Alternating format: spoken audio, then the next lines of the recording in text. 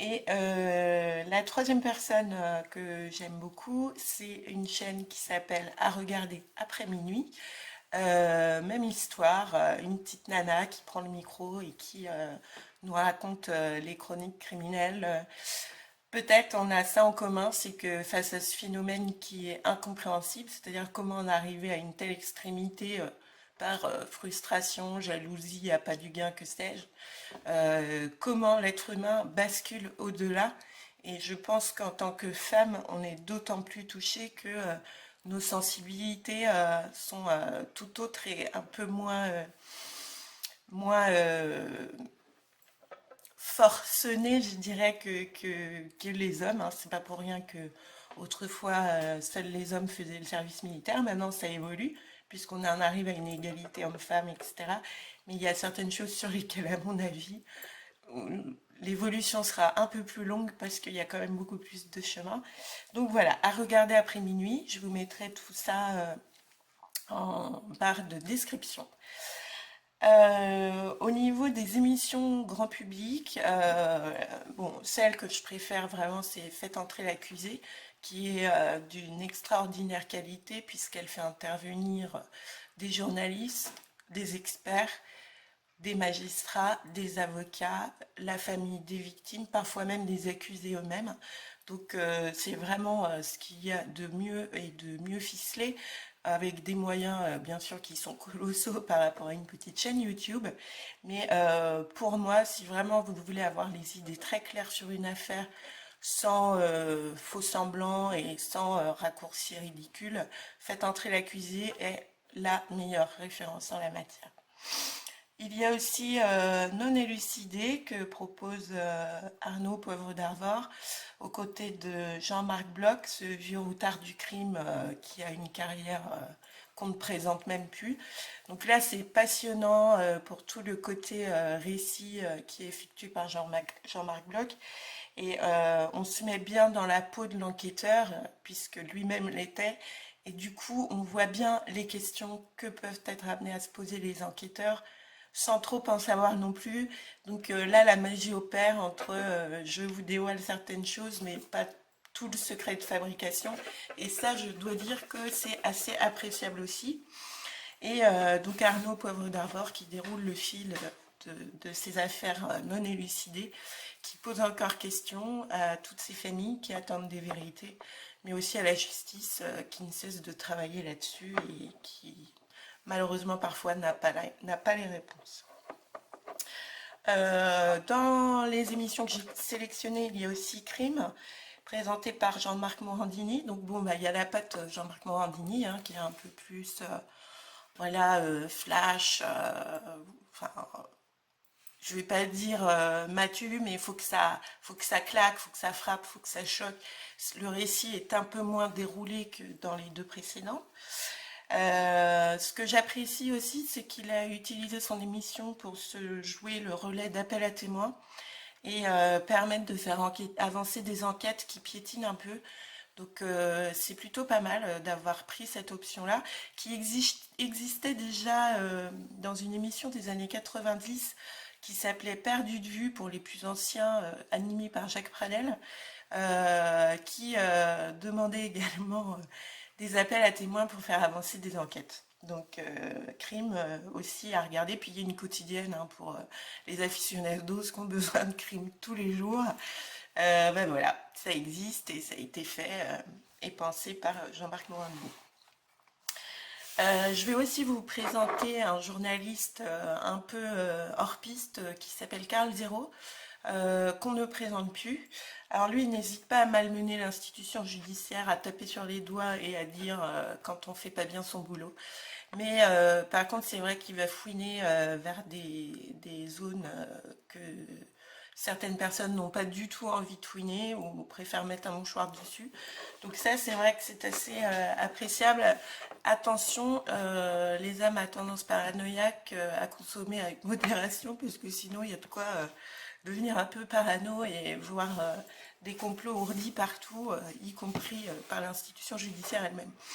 Donc il y a de quoi poser question, effectivement. C'est un travail d'une énorme qualité, un personnage que j'apprécie beaucoup et qui a d'ailleurs sorti un magazine qui s'appelle L'envers du décor, où là, il fouille, alors ça c'est disponible dans toute maison de la presse en bas de chez vous, où là, il fouille vraiment les affaires sur des pistes qui ont été abandonnées. Lui, il les reprend, il les réexplique, il les, il les confronte, voilà, les unes aux autres pour finalement nous laisser un grand point d'interrogation, même si on sent que sur chaque affaire, son cœur semble balancer sur telle ou telle résolution de l'enquête. Sans nous le dire, bien entendu, mais on le sent vraiment pas mal. Sur Internet, il y a aussi les dossiers Carl Zero, pour lesquels il fait des vidéos beaucoup plus alambiquées, où il va creuser des affaires, etc. etc. Donc voilà, je pense que les fans d'enquête criminelle en ont entendu parler, mais moi, dans mes références, ils en font partie. Voilà, voilà. Je salue aussi le film 1 sur 5 qui a permis de faire prendre conscience aux gens qu'un appel national à la lutte contre la pédophilie était nécessaire, puisque ça veut dire que sur une classe de 25 élèves, 5 élèves sont potentiellement victimes d'un pédophile, ce qui est énorme quand on ramène ça à une proportion telle. Euh, donc sans nous faire tomber dans la peur ou la paranoïa, je trouve que c'est intéressant d'avoir quelques ressources, quelques repères, comprendre un peu ce qu'on appelle le chemin qui mène au crime pour essayer d'être plus prévoyant. Un tantinet parano en tant que parent, ça, je veux bien vous l'accorder, mais peut-être que parfois vaut-il mieux prévenir que guérir. Donc j'ai aussi des références en psychologie à vous fournir pour comprendre un petit peu l'état d'esprit de la maladie mentale ou de vos peurs, de vos phobies, de vos angoisses, puisque c'est quand même la peur qui nous intéresse aujourd'hui. Et c'est vrai que le crime est une des plus grandes peurs que l'on peut partager. D'un point de vue victime, je veux dire, on a tous la peur d'être victime d'un crime. Après, les criminels, eux, ont sans doute des phobies qui les poussent à le faire. Ont-ils peur du crime? Je ne sais pas, et honnêtement, je ne leur poserai pas la question. Mais en tout cas, une chose est sûre, c'est que voilà, quand on est maman d'ado, ça fait partie des peurs que l'on peut raisonnablement avoir.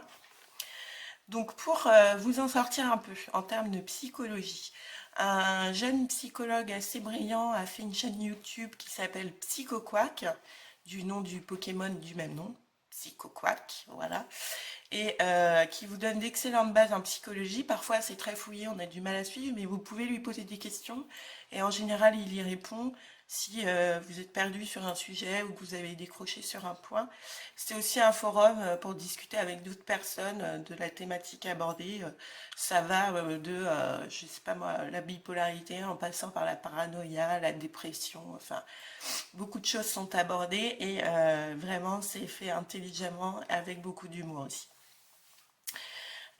Si vous êtes vraiment complètement stressé par le phénomène criminel, ce qui peut aussi arriver si vous l'avez approché de très près ou de trop près, je vous recommande de pratiquer l'auto-hypnose.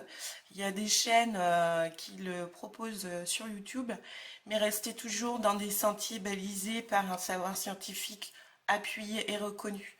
Parce qu'on trouve un peu de tout et également des gens qui ont tendance à vous emmener vers des univers qui sont plutôt dangereux pour le mental que apaisants.